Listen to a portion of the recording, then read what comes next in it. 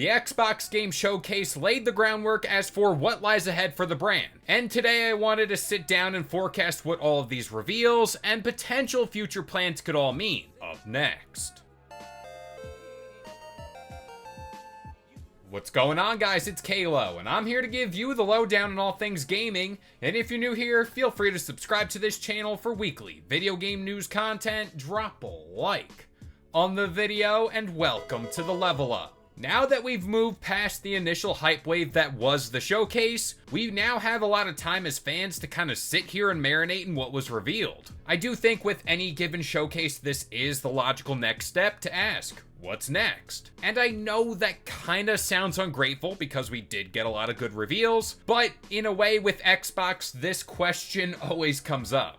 And today I wanted to talk about just that, and a little more, because this showcase was one of the best events in gaming in a long time. And I honestly don't think I'm stretching the point there. So first up, the big question a lot of people had was based around hardware, mainly because we covered this rather out there situation that drummed up online, and that was Xbox was in fact backing out of the console business. Well, on Sunday they revealed 3 brand new consoles, albeit 2 out of the 3 were upgrades with storage versus that all-digital Xbox Series X. Next up, the multi-platform ordeal was a big one over the past few months. And Xbox has taken a new approach to this matter unlike its competition, by putting their games on rival platforms. Now, Doom: The Dark Ages was one of the newest games that was shown off on Sunday, and it will be coming to the PS5 day one. And through an interview with IGN, Phil Spencer talked on this idea a little more. And simply put, referring back to those Bethesda comments, he felt as if Doom had history on other platforms, which is true. And again, referring back to that Bethesda merger, it's a legacy title. This brings us to other games that were revealed on Sunday, and recently we covered Halo potentially going over to the PS5. And quite honestly, this could be anyone's guess. But again, I must stress the point they are quote unquote considering.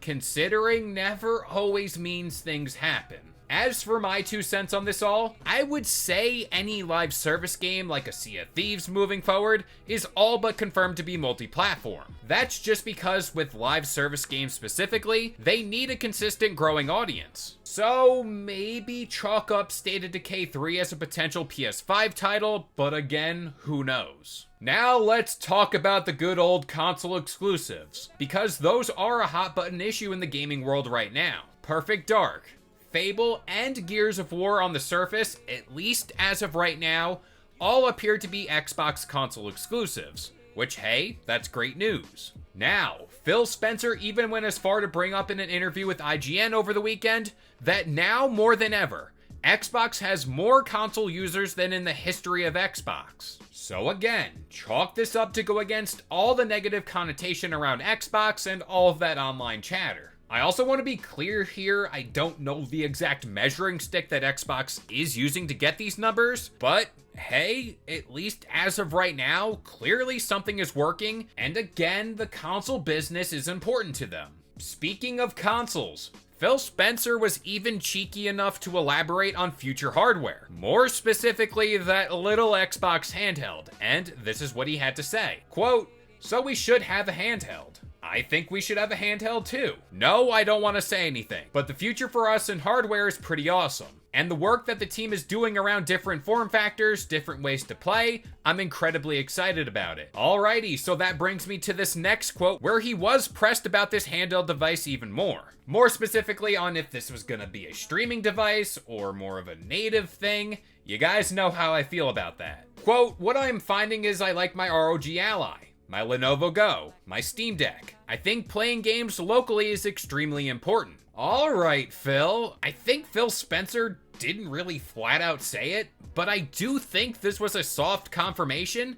that Xbox is at least considering working on a native Xbox handheld. Hopefully it's in development, which honestly, that's all I need to be happy. Speaking of forgiving, all I need them to do, at least as of right now, talk about a brand new Banjo game, then I could probably fully forgive them. All in all, I know Xbox is going about things differently when releasing games, consoles, and of course Game Pass. But despite all that, I do still think they have an enticing future for their consoles. At the same time, this boils down to execution and quality of games, which in the past, Xbox is very hit or miss. But exclusives, consoles, and quality games are at the forefront of Xbox's mind, and that will no doubt set them up for future success down the line. But with all that being said, I'm gonna pass it off to you guys. What do you think about the future of Xbox? What do you think about the games shown on Sunday? Let me know in the comments section down below. But that about does it here. I've been Kalo, I gave you the lowdown on all things gaming, and if you're new here, feel free to subscribe to this channel for weekly video game news content, drop a